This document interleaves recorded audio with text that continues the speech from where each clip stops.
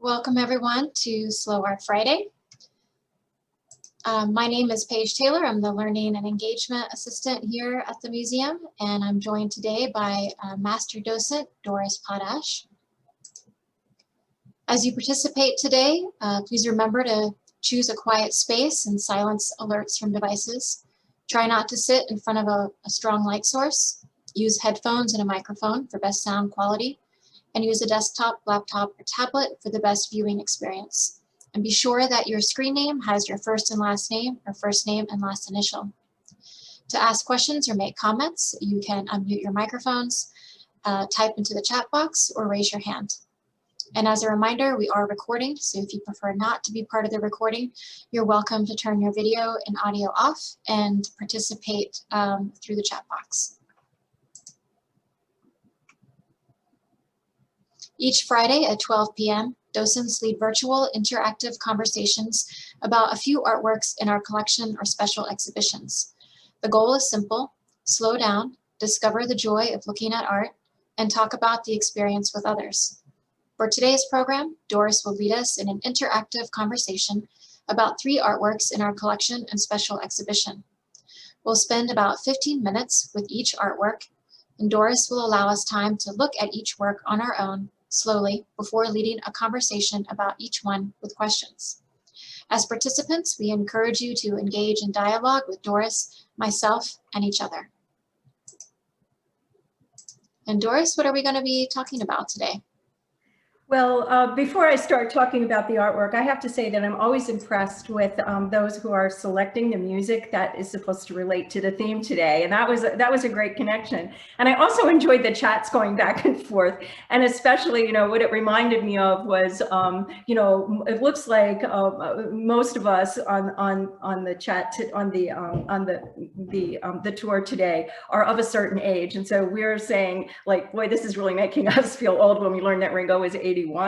But then there goes Paige saying it's a classic, and who thinks that things that we are listening to and used to that are from our era are, classic. So I guess we're all classics right now. What we're going to be talking about today, the theme is open to interpretation. And often when I go to a museum, I see an artwork that, as much as I ponder it, I'll take my time, look at it, just like we do on Slow Art Day, I still can't figure out what it's all about. It remains a puzzle to me. But actually, those artworks I find are the most interesting for me. So I'm going to share 3 artworks from our collection that are open to interpretation. And I'm looking forward to hearing what you all have to say about them, because for some of them, as much as I've researched and studied and looked, I'm still not so sure what they mean. So I think it'll be an interesting experience, hopefully, for all of us. So let's start with the first one, Paige. All right, I'll give you just a few seconds to take a look. I'm sure you've all looked at this before today, but just take a look and look at all the detail. Particularly, there's a lot of detail in the background.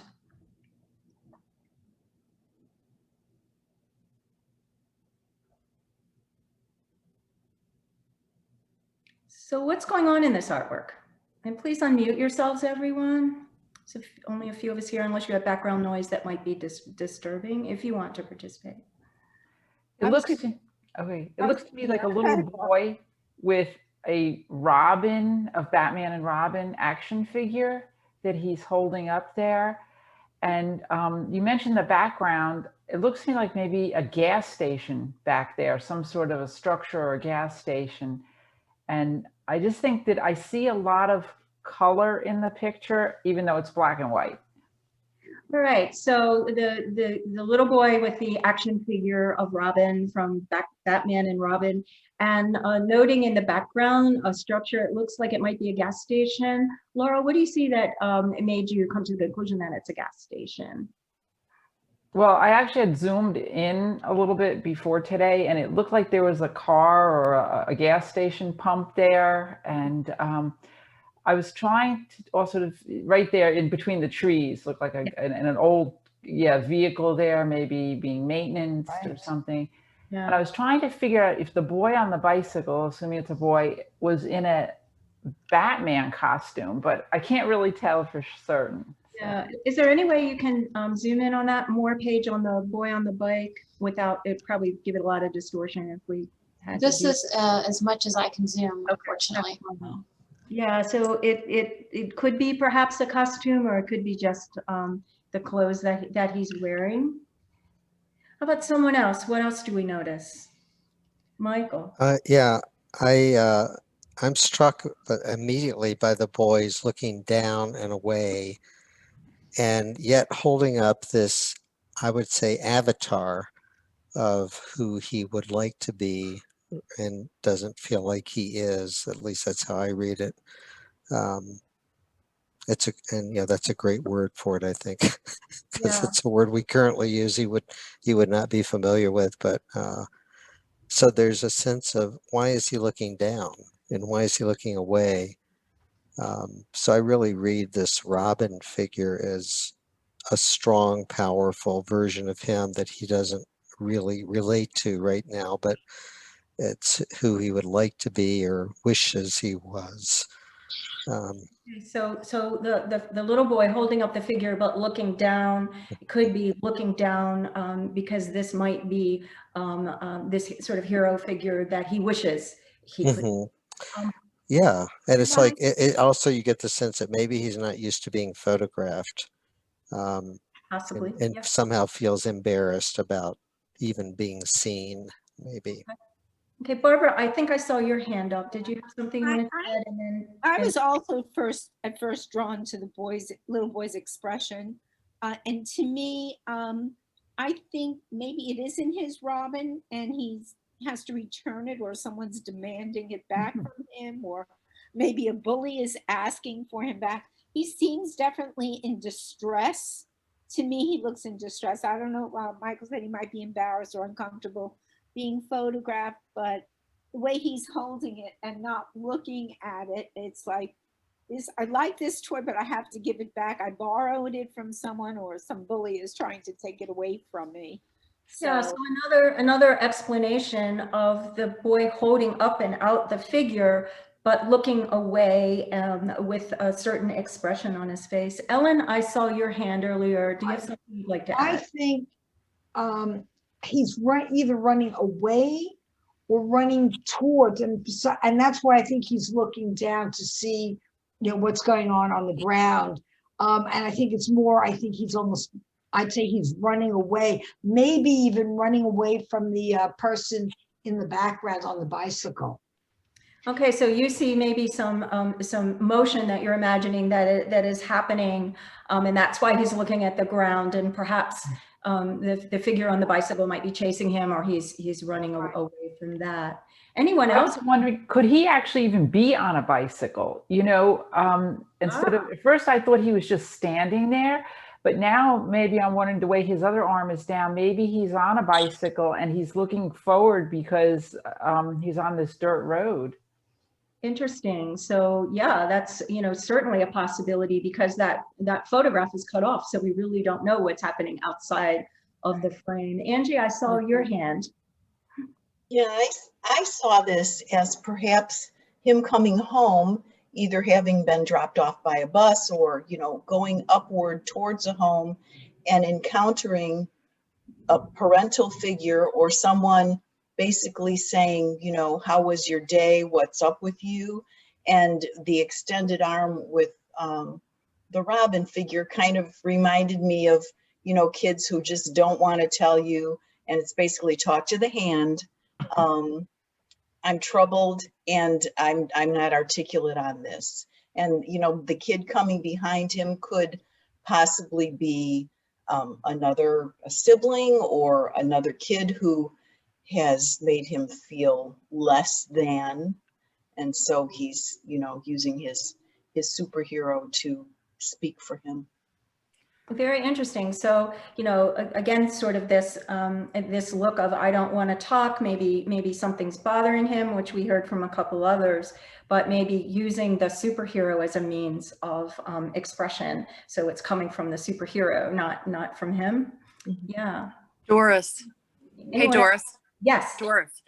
I was struck by the fact that it looks like he is surrendering it. And what's the word that they use in film when the actor like defers to the person on the screen, like they're stepping into breaking the fourth wall. Yes. I feel like there's like a breaking the fourth wall kind of a feeling of this, where he's like surrendering it to the viewer. So it's coming toward us. Yeah. Yes. And then I was also struck by the fact that the perspective of this road, it's like the viewer, us, is like at the top of the hill. So you see the perspective as is up at the perspective is looking at the bike. The bike is downhill. The boy is higher. Yeah, everything is right. Yeah. Everything from you is downhill. Yeah. I don't know. I just almost like the viewer has the weird ultimate power kind of thing. Like it's causing you to make a decision. I don't know. Yeah, interesting. So, you know, the fact that we're higher gives us power. Right. And we make a decision. Say a little more about it with respect to the boy, about making a decision. Well, he has his arm extended. He's extending the robin to us. And the question is he offering it up to us? Is it offering us like to make a decision to take it from him? Yeah, so that's kind of, you know, going around back to some of the other comments about, you know, this extension of Robin or speaking through Robin, or someone wants to take it or he wants to give it. Ellen, I see your hand. I know I said it seemed like he was running away from, but I was also conflicted in that I was thinking maybe he's running towards somebody and saying, okay, here it is. But the look on his face, the contradiction I have there is that he is looking down, or it's almost like, okay, here it is, but I don't really want to give it to you. Yeah. And he's going through his own conflict about what to do with it. But it's also like, it's almost like a triumphant look, not a triumphant look, but a triumphant hand gesture up there, because if he didn't, on another sense, if he didn't want to give it to her or show it to somebody, he probably would have been holding it close to his chest. Yeah, so he would have maybe hiding it if he was reluctantly giving it to someone. But it also looks like, as several of you have said, and you as well, Ellen, that from the look on his face, it's like, I'm not giving this to you as a gift because I'm excited to give it to you, but like I have to give it to you. Or it's almost as if I found it. It's almost like, now I'm thinking, it's almost like I found it. Here it is, you know. Yeah. You know, I was going to say, Barbara, I saw your hand. Yeah, because from reading expressions of children, from being a teacher for so many years, looking at this expression on the child's face, this is certainly an expression of distress. He is not happy. He's either ashamed, like I said, by either it's being taken by a bully, or he has to give it up for, you know, you're late from school and you have to give up your favorite toy. There is definitely, I was immediately struck by a feeling of distress. He loves this Robin figure. It's important to him. And I don't believe that he's surrendering it peaceably. I mean, he's very reluctantly and regretfully. To me, right. Barbara, I want to ask you to follow up on that just for a second, because you said, you know, from your experience as a teacher, you've learned to read these expressions. Can you just tell us a little bit about what in his expression leads you to the conclusion that you arrived at about what he's thinking and feeling? Well, because some people said, look what I have here. That is not a face, look what I have here. His face, he has no smile on his face. It's almost like, I wouldn't say quite a frown, but on the way. It could even be a pre-crying face. He looks very, to me, he looks distressed. The fact that he's looking to the side and looking down. Children, when they're feeling badly about something, they don't want to, I mean, it's almost like a submissive kind of position like that an animal would have when they feel threatened by either, maybe it's an adult saying you're late from school, you have to give it to me, or a bully, oh, I like your Robin. It just looks like he's in a submissive position and he's regretful and sad. Okay, thank you. So you were, so I just want to get some specifics which you gave us about, why you think his position of his head and expression, the specifics of the expression on his face would lead us to believe that. Michael? I agree with Barbara's assessment of his demeanor in his face. I don't see him as giving Robin to anybody. I see him as this is who I want to be. It's a communication effort. It's an attempt to reach out to the photographer and say, this is who I want to be, or this is who I really am underneath. And the other thing that strikes me that I don't think people have mentioned is the poverty of this scene. It looks like Appalachia to me, but it also reminds me of scenes I've seen in Mexico or Guatemala or other real third world countries. I mean, I can imagine this boy's shirt coming from the Goodwill store in the local town that, if you travel in these countries, you see everyone is wearing stuff that we send from here to wherever. And it just seems like real poverty. And that makes me, and I think this child has been already trained to think of himself as less than in some fundamental way. And, I think the Robin figure is his statement that I'm not less than, but I can't really be Robin yet, but this is what I aspire to. Yeah. Michael, you had mentioned that you interpret this scene as poverty, and I think it's a great way to segue into what the artist did to give us a sense of place in this photograph. Mm-hmm. And so if you or anyone else would like to elaborate on, for you, what makes you think this might be Appalachia or a similar type of environment, a poor environment? Is there anything specific in this photograph that just caused you to conclude that? Well, the dirt road, of course, and even the road with the car or truck on it looks possibly paved, but also possibly a gravel road. I can't really tell. And, it's just everything about it looks like impoverished. It looks like rural Kentucky, maybe, to me. Mm-hmm. And even the boy's haircut, it just doesn't seem like he's been to a barber lately. That's maybe reading too much into it, but it just seems, and his inability or unwillingness to make eye contact with the photographer, and yet his wish to connect to this person who's taking the photograph is how I read it. And again, maybe that's putting too much into it, but everything about it looks impoverished.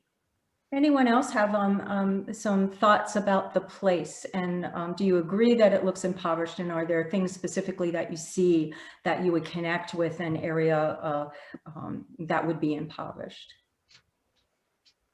Or do you disagree with that interpretation? I think I personally looked at it more of a step in time, stepping back into a different decade, because those are the bicycle the kid is riding up the hill is not a typical bicycle for kids to use at this point in time. It has those great big huge handlebar. The car is from a different time. I mean, it's not a current make or model.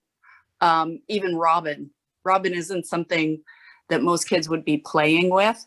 And the boy's shirt is actually dated, and it looks actually very familiar familiar to me because those were the kind of shirts that the kids wore whenever I was out playing on roads and streets and things like that, from like maybe the early 70s.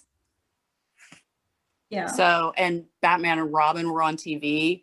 It was like a cartoon, like everybody watched Batman and Robin in the afternoon, and we even played Batman and Robin outside when we were about this kid's age. So yeah, so kind of reflecting that, or thinking that, interpreting this, that this could be a photograph that was taken more recently. And the fact that all of these things are older might indicate poverty, like people were either keeping things and not replacing them, or getting hand-me-downs or buying things from Goodwill. That was kind of one interpretation, versus maybe this is an older photograph and I can relate to this from my childhood because these were the kinds of things that were popular during my childhood. Ellen? Right.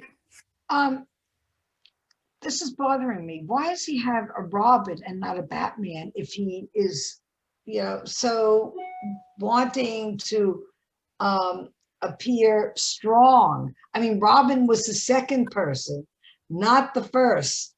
And I'm wondering now, we could, do a whole story on it, is maybe this is all, that he has. And somewhere he got this doll, but why? Where is the Batman? Usually the kid has the Batman, and Robin is the secondary character.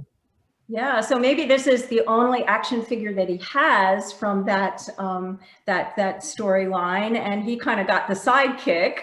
Or maybe in his other hand, he has Batman. We don't see what's in his other hand either. So, all of this to me, I mean, all of these different interpretations, I think just illustrates for me the kind of mystery and puzzlement in this photograph. The more you look at it, you just have these different thoughts.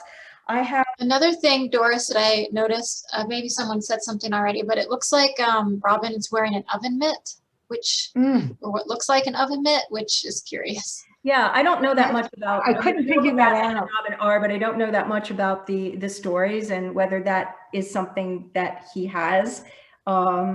And his other arm doesn't look complete either, really. So, does anybody know Batman and Robin to know whether this is something that Robin always wears, or is this something the boy may have put on him? I don't know. That's what it seems like. It could be that the other boy on the bicycle is an older brother and he has Batman, and this boy is the younger brother, so he got Robin. He gets the Robin. Maybe he'll inherit the Batman after that. This is great. Storytellers. I think photographs like this, you always want to tell the story of what's going to happen next or what happened before. And I'm hearing a lot of this with this group. I have a quote from the artist that we may have already covered, but I just want to talk a little bit about it before we kind of wrap this up, because we have 2 more to go. But the artist says, "When I photograph, I often think, if only common ground can be found, if I can establish trust with the subject of my picture, then perhaps that relationship can be communicated to a viewer. And if it can, then maybe that viewer will be challenged in a long-held belief or come away with some fresh understanding of their own world. But mostly I hope the photographs will prompt openness and encourage people to be receptive to the shared experience of being human." So my question for you is, what fresh understanding, if any, of your world did this photograph give to you? In particular, our discussion of it.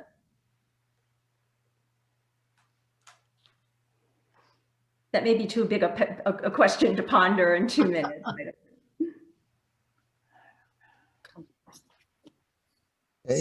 My reaction to that is, if it brings out the humanity and the of children of poverty who we might not normally look at or see as us. It reminds me of photos I saw, I think it was Walker Taylor in Alabama in the 30s, part of a CCC project that was just, a wonderful series of photographs of sharecroppers and extreme poverty in the rural South in the 30s. And but you can't miss the humanity and the sense of oneness, that's me, that's my children. Yeah, so treating the subject respectfully versus someone it sounds like. Right. The artist is Robert Amberg, and this photograph was taken in 1977. So to give you a sense of time, we talked a little bit about that. He's a North Carolina-based freelance photographer, and his work and exhibitions primarily cover life and scenes in rural parts of the Carolinas. He lives in Revere in Madison County, which is a town also known as Sodom, which I thought was kind of interesting. And his lifelong project has been writing and photographing about the evolving culture and environment of Madison County. So that is about Robert Amberg. And again, I think all of our interpretations are different, but that's what I expected, because I think this is kind of a mysterious photograph, part of our magical mystery tour. So we are ready to get to the next one. I have a quick comment. Yes. After hearing this and the fact that he's holding the doll, it's like almost as if maybe he's just shy and he doesn't want to look in the camera. Yeah, and I think that was said earlier, Ellen, I think you said it or someone else had said, maybe he's just maybe looking away from the photographer. Yeah, in the beginning, yeah. Yeah, thank you. Great concluding comment. Okay, Paige, what do we have next? Give you a few seconds to look at this one.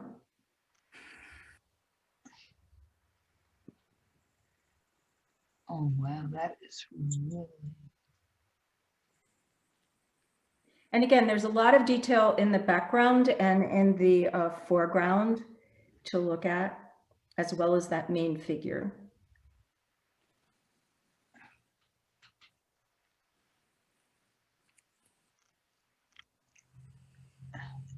So what's going on here? Well, the lighting and the shadowing and the reflection in the mirror are all very interesting composition to the photo. What's going on is a little bit of a mystery there. It looks like in the foreground that there's a chair sideways to the right of the bottom of her dress. Right, it looks like a sideways chair. Yeah. And then something else in the foreground. I don't know if that's a bell or a teacup or something. So it's a bit unusual. To say the least. It almost looks like a stage set, as if she's almost maybe rehearsing for a show or modeling of some type. And the way she's holding her dress, I can't quite figure out the placement of her left arm, you know, against the dress. Can you zoom in on that for me, Paige? Oh, I see now. I see. Yeah, I see the hand. But even that, it looks like as if she's clutching herself. But there's something about it that maybe because of the set and the chair being tilted, and I see that as a light on the like a headlight or a stage light on the ground that's actually almost focusing on her or being set to focus on her.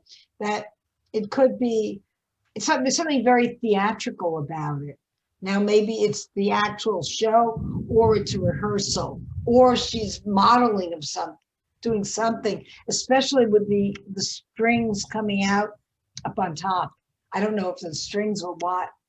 Yeah. So for Ellen, this looks like a stage set, and she pointed out that for her the lighting makes her feel that way. The position of the figure, perhaps, it looks very theatrical. What other, Barbara? I see your hand. Well, I have quite a few different ideas in my head about this. Number one, it looks a little bit like Frankenstein, like she's getting electrified into it. There is a rocket that kind of duplicates what she has, the structure on her head.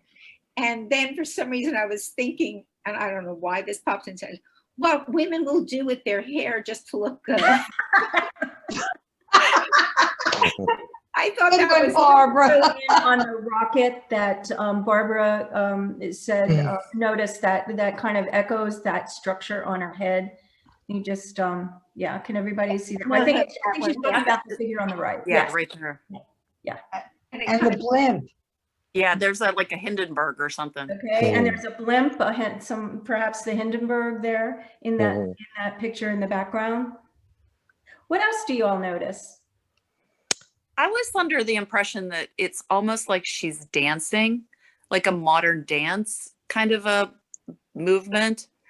And, but the wires coming out of the top of the tower coming out of her head, I'm not sure if those are like electrical wires? Are they significant of like electricity or something like that?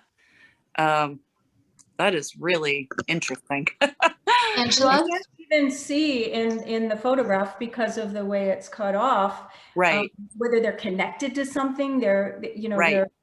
they're not flopping down, so they must be connected to something, or else very stiff and shaped and formed that way, which is kind of Right. interesting too. Yeah. Angela, I think did with you? the Frankenstein analogy, I can see the lightning bolts coming out. Mhm. What else? Who else has some? Angela, did you have a comment? Yeah, I saw this as a young woman who was attempting to dance. And I think, at least from my perspective, dance is sort of a freeing experience, a self-expression. But if you take it kind of allegorically, in our lives, none of us really gets to completely dance freely. We have the burdens of our environment, in this case, reflected in that photo.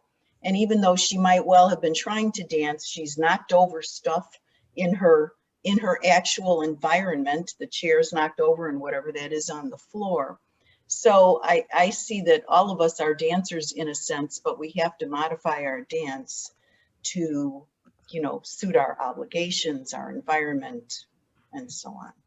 Yeah, so it's the dance representing what we're going through in life, and there are barriers along the way, perhaps, and some of them we can knock down, but not all of them, and so we're not dancing as freely, perhaps, is what I'm hearing from Andrew. Yeah. Michael? Yeah, I like what Angie said, and it reminded me of one of Freud's books called Civilization and Its Discontents.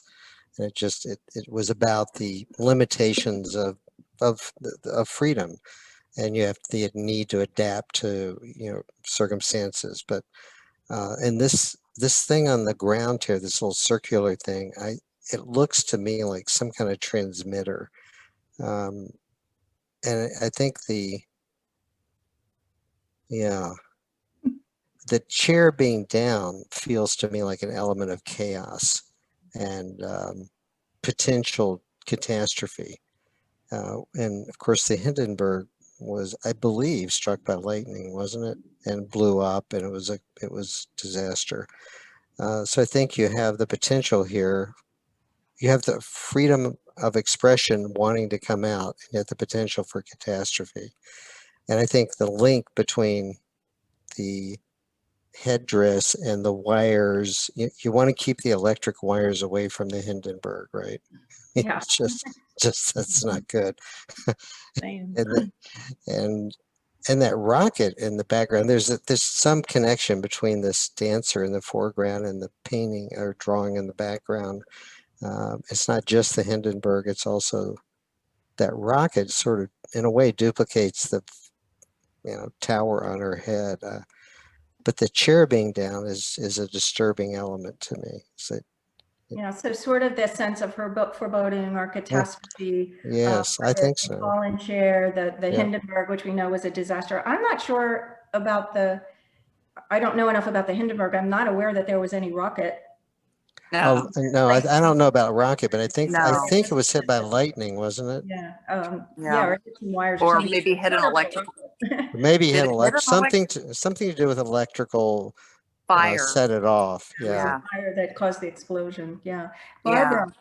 I was thinking maybe the artist was reflecting on modernity, the modernization, and the effect of the modern world as far as rockets and Hindenburgs to dance. But also, if you look at her face doesn't reflect anguish or anything. She seems to be very contemplative, and you know, her eyes are closed, and she's into her performance of her dance, even though there is chaos around her and she has this huge unwieldy headdress. There's something very calm and serene about her face. She's into her dance motion and very, very gracefully. So it's like almost, it's like contradictory. You know, she's having this huge thing with wires coming out of her head, but the dance and the flow of her body seem, you know, maybe she's showing grief or something, but it's tranquil. Her face is not frightened or, does No. anyone else say that? Mhm. So Mhm. Yeah. it's not reflecting the chaos or discomfort from this headdress and needing to balance it that we would think would be expressed in her facial expression. I think there's wires coming out on the right also, next to that little picture there. Yes, it looks like there's wires, and of course they're both out of the picture, so you can only surmise if they're attached to something or there's someone manipulating it like a Punch and Judy puppet doll. I don't know. So the wires could be like a marionette controlling the. Yeah. Oh, Also, there's the interesting. background. It looks like a reflection of the stained glass window. Right. Yeah. And that kind of gives you a sense of timing of the setting that she's in is, if you look at the frame on the picture behind her, it looks like an older picture frame. And even the chair looks a little more on the antique kind of side, with that Victorian kind of Victorian almost stained glass kind of like reflection in there. But she doesn't appear to be of that time. And the frame in the back on that wall where the reflection is basically a modern frame where we can't really see what's in that picture. I'm The picture is not real clear, the ones on the right. right. Yeah. To see that, even with the, well, I don't know. See. Yeah. What do you think? The larger one on the right, the one below that. Well, that one, yeah. That's the one. See a little bit. Both of them look like pictures of the Hindenburg. Yeah, that's what it appears to me. The one, the larger one, the one closest to us, kind of looks like an explosion, maybe. Yeah, maybe. Yeah. Can you see it? Like if I'm pointing, obviously that does no good. Which one? Picture, but Just the larger picture, I can sort of see about a quarter of the way up, sort of diagonally in that larger picture. It looks like the body of the Hindenburg with maybe smoke and flames coming out of it. Can you see? It looks like that is the explosion. No, the other one. Sorry, the one on the right. This one. What is that one? The middle one. Yeah, the middle one. That one. Yeah, right there where you had it, where you were pointing a second ago. Yeah. That one looks like a Hindenburg exploding also. Yeah. Right. And when I was just looking it up on Wikipedia and saw the photo that's listed there, oh, you're not gonna be able to see it with my screen. Is it the same? It's the same photo. I guess that this structure here was like a landing dock and it was trying to dock and it caught on fire. Okay. Yes. Thing.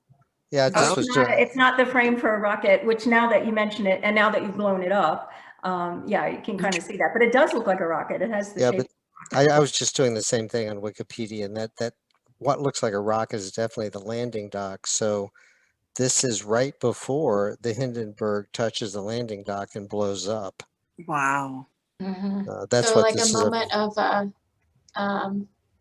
impending doom. Is that the right Impending doom for sure, which I think that downed chair might allude to, but that's striking. Once you look it up on Wikipedia and see the photo, it's right before the Hindenburg blows. Wow. Didn't the Hindenburg, unless I'm getting wrong, I don't have another object to do Wikipedia. Didn't the Hindenburg blow up on takeoff? Or No, right it says it was in New Jersey, wasn't it? Right, it was in New Jersey, and that's what I'm kind of confused about. Did it blow up on takeoff or on landing? What it says is the Hindenburg caught fire and was destroyed during its attempt to dock with its mooring mast at Naval Air Station Lakehurst. Right. It's not completely. It seems like it was docking, meaning coming back. But that's not completely clear. That was my understanding as well from the history of the Hindenburg. I knew it was late. What does this photograph create for you? How do you feel when you look at it? Confused. Yeah. There's so much contradiction. That's why I almost think it's almost a stage set for some reason. Yeah. Sort of staged and contradictory. It's Now also, I'm have now this I'm hang in their home. now I'm sort of wondering because it wasn't the Hindenburg, weren't those dirigibles and things like that? Yes. Didn't they have like a fabric outside or Yes. and now I'm looking at her skirt. Is Mhm. she the Hindenburg? You know? Yeah. well, you know, when you look on Wikipedia, you see this was 1937. The Hindenburg okay. is described as the sort of the crown jewel of the Nazi air Mhm. force in some way. So this is right before all hell broke loose. This is 1937. This picture is depicting, Mhm. which I wouldn't have put together if I didn't look on Wikipedia. But It's okay. I wouldn't have so done So that. I kinda- couldn't remember the date. I don't know Yeah. if that counts as cheating, but anyway, it adds something to it to realize that when the Hindenburg blew. Anyway, I still want to say that my idea about technology and advancement in science as it went on, and its effect on the arts. So it seems like maybe this is kind of a statement about technology and scientific development and the art of dancing. How does changes in the scientific and technological world affect a long-term dancing, which has been, since, time began, people have danced. How does the technology affect that art form? So I Yeah. feel like maybe it's a So statement. how does technology influence it, or using technology influence the choreography of the dance? Right. Kind of like a cautionary tale, like with Frankenstein. mhm, We're mhm. getting back to the Frankenstein and There cautionary you go. chaos and mystery. Yeah, yeah. It And is the conflicts of the era. Mhm, conflicts of the era of the Hindenburg era. Right. mhm. Mhm. Yeah, yeah. And the advancement that the Hindenburg was supposed to be a very advanced form of air travel. Right. And then here it is exploding, and that, dirigibles have basically gone by the wayside. Right. Yep. Yeah, thank you. So again, kind of a mysterious, puzzling photograph that there are numerous interpretations of this, and maybe no clear message, anything anyway clear to us. We all look at it differently, so not a very clear message from the artist. Paige, you can put up the slide with the information about the photograph, please. So this was a photograph of a performance that was done in 2011. So this is a model, and it wasn't, from my understanding, not a performance that people saw. So, but it was kind of a montage, collage of things put together. And the artist is Jamie Baldridge, and it was done over a course of 2 years, 2009 to 2011. And Baldridge has a very deliberate and planned approach. And he says, for me, every artwork begins with a small story that I write. This could be inspired by a dream, an experience, or something I have seen in the media. I then make a visual translation of the story in the form of a detailed sketch. After that, I call my models and get them to pose for photographs exactly as visualized in the sketch. I then combine these photos with a variety of digital images to build up the entire scene. So that's how he created this. It grows from, his artwork grows from his ongoing fascination with fairy tales that started when he discovered a book of fairy tales in his grandmother's attic as a child.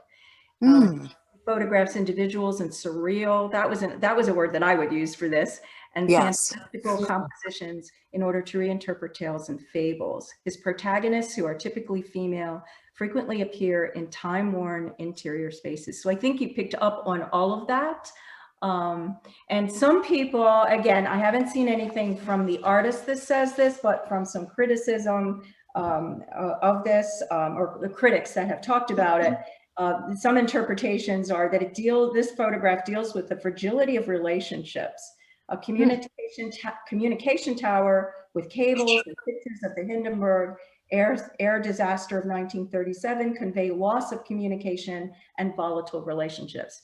I'm not Wow. sure we picked that got up at there. all. That was not the artist's statement. That was just someone who was writing about this for, I think it was New York Times or something. So, you know, everybody has their interpretation, and that's what I love about these. They're open to interpretation. We have one more. I think we have some time to talk about. Give you a few seconds to look at this again. And if you can, I think it's great now that it's blown up a little bit, and try to read some of the words on this too.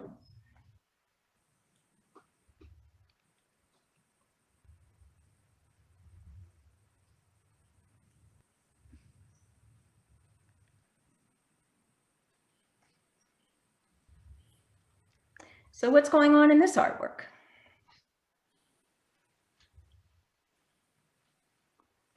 The little figures and the colors are very interesting. I can't read all the words, but the sentiment there is like, don't wait, repent now, seek God, that kind of a thing. And I'm not sure what animal the animal is, if it's a panther or what, I don't know. It looks like a combination of several animals, but yeah. There are dates and times in these little commentaries.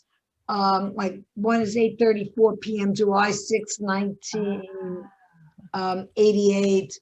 And then this, I caught this, images is spelled wrong. It should be, if unless there's a word, image, but it should be, to me, images of, I don't know, maybe he's writing precious, and that's even spelled wrong. It looks like it's based, what's the word I'm looking for? On the sound of the word. Phonetics. Yeah. Yeah, so a lot there in your comments, Ellen. So first, the colors add something for you, Yeah. the variety of the colors. You noted that in reading some of the words that they appear to be misspelled. Or what's the word? It's based on the sound, phonetic. Phonetically Yeah. spelled. I knew I had to get to it. Yeah, and then the animal figure, the large animal figure at the top could perhaps be a panther. It might be something else though. What else can we find, or what other insights or comments do you have on this for others?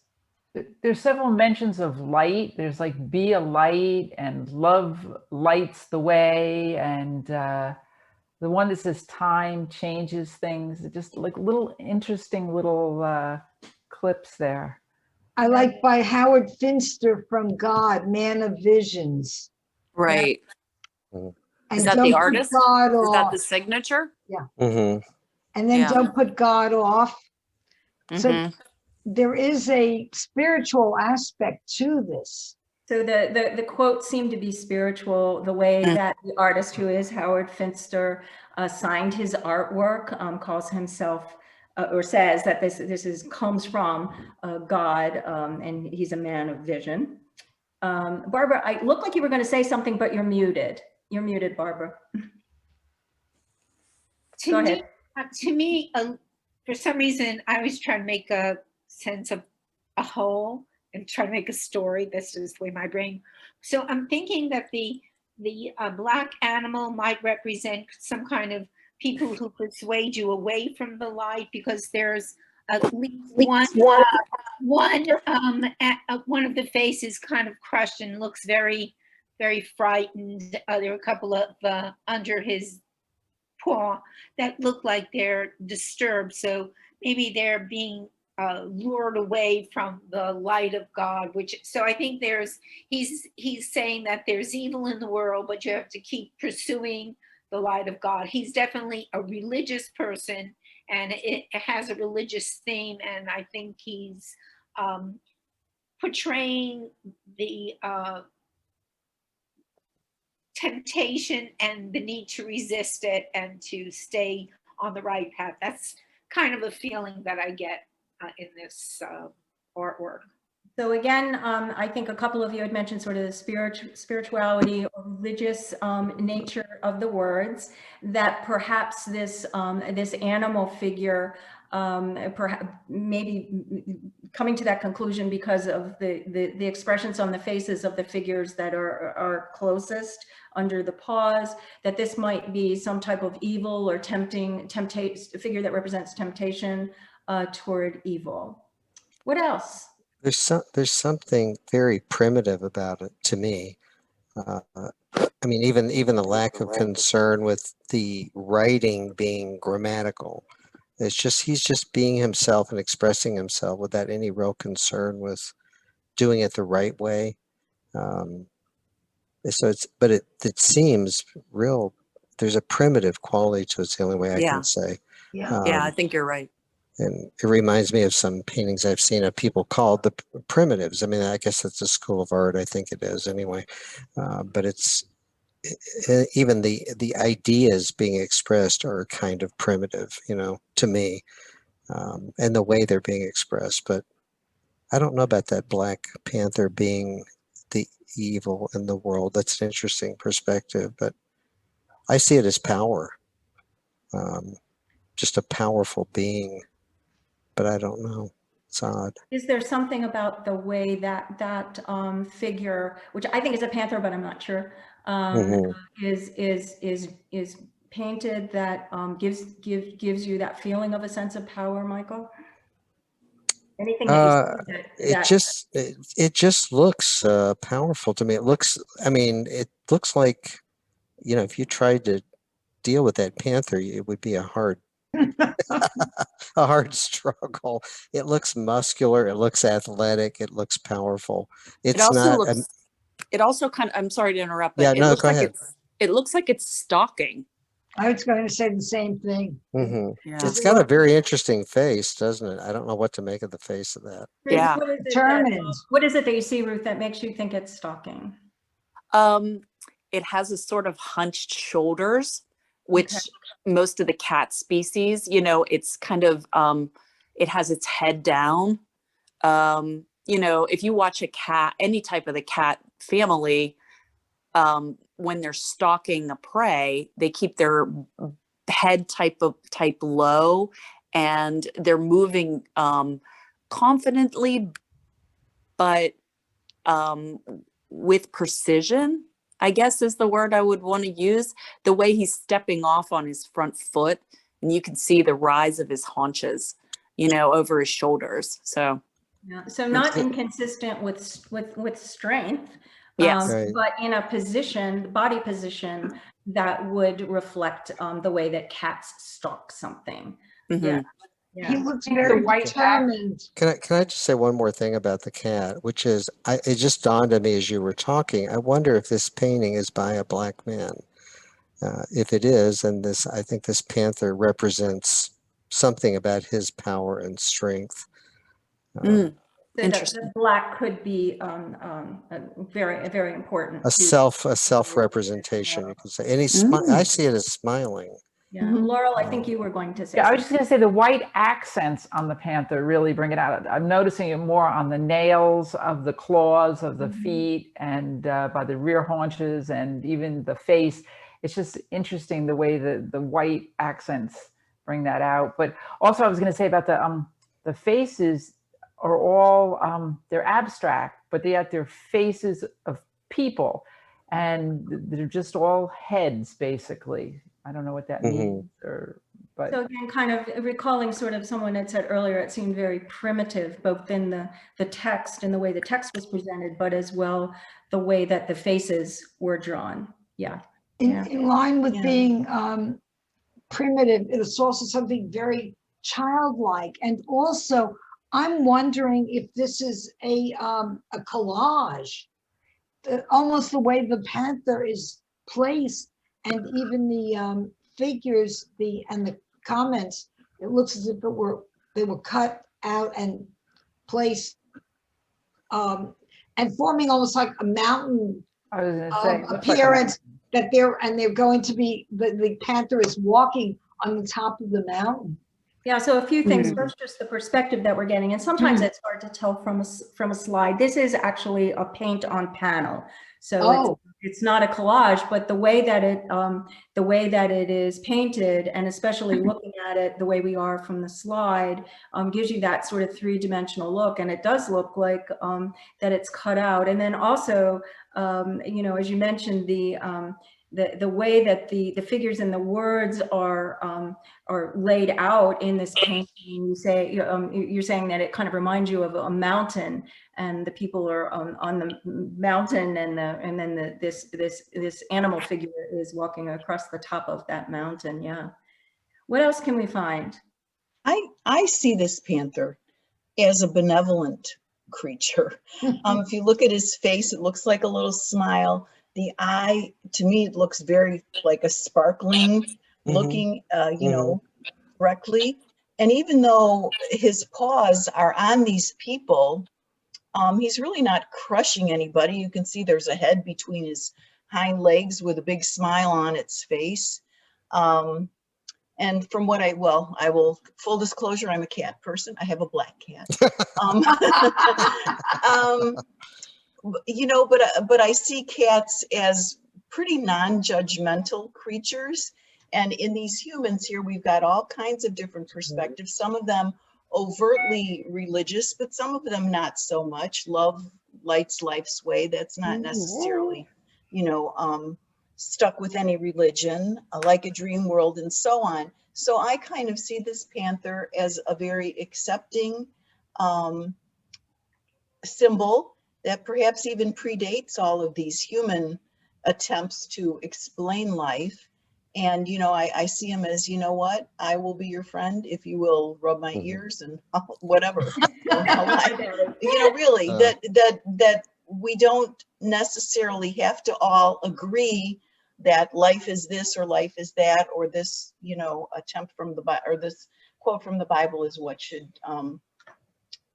lead us necessarily. So, yeah, so I like him. He seeing something that some people find threatening, but looking at the expression on the face, Angie says, you know, it looks kind of friendly. It looks like it's smiling. The eye looks it looks sort of friendly. It's wide open, so. Again, this just shows, and why I selected this particular artwork, it is open to interpretation. You can have all different kinds of feelings about it, whether it's foreboding, whether this is, it represents temptation, or whether it represents strength and protectiveness. Since we're running a little short on time, Paige, I'll ask you to put up the next slide, and I'll just give you a little bit of information that may or may not be helpful. Howard Finster was what some call a visionary artist, an untrained artist, an outsider artist. They're all terms for that. This was painted in 1988. And some of you noticed the numbers on the bottom and like a date and all of that. Most artists, when they sign their work, might just, you know, sign their signature and perhaps put a year on there. But Howard Finster gave us an awful lot of information, including the exact time. Either I presume that he completed the painting, although it could be when he started it. He also numbers all of his artwork, and so you can see that this was, now I can't read it and I didn't write it down, but it says, you know, 7,000 something. That was, you know, how many, he's really prolific. He was 7,968 works of our time. So, you know, that was how many he has done so far, at least at the time of that. He is a reverend. He is perhaps the most famous religious artist alive today. So says some of the websites that I went to. He claims that God charged him to illustrate his religious visions in 1976 when a warm feeling came over me to paint sacred art.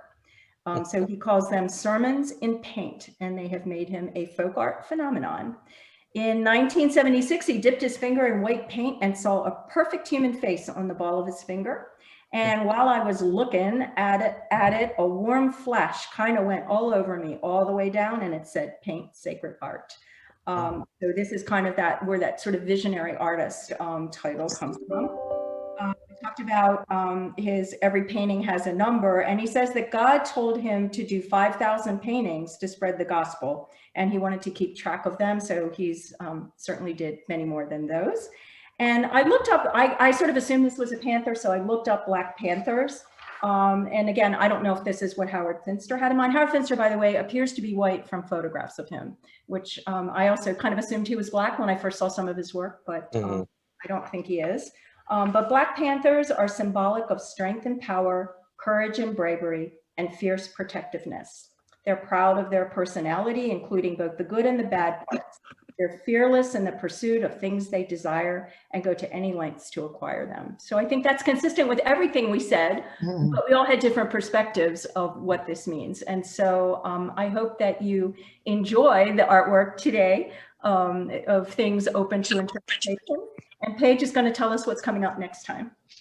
Thank you so much, Doris, for selecting these artworks, and thank you all for participating in this discussion and making it another wonderful Slow Art Friday. We hope you'll join us next week on July 16th as our docent Melinda Laurie leads us in a conversation with the theme of How Do I Look? The Art of Portraits. So until then, have a great weekend, and we hope to see you again next week. Bye, everyone. Thank you. Bye, everyone. Thank you. Bye.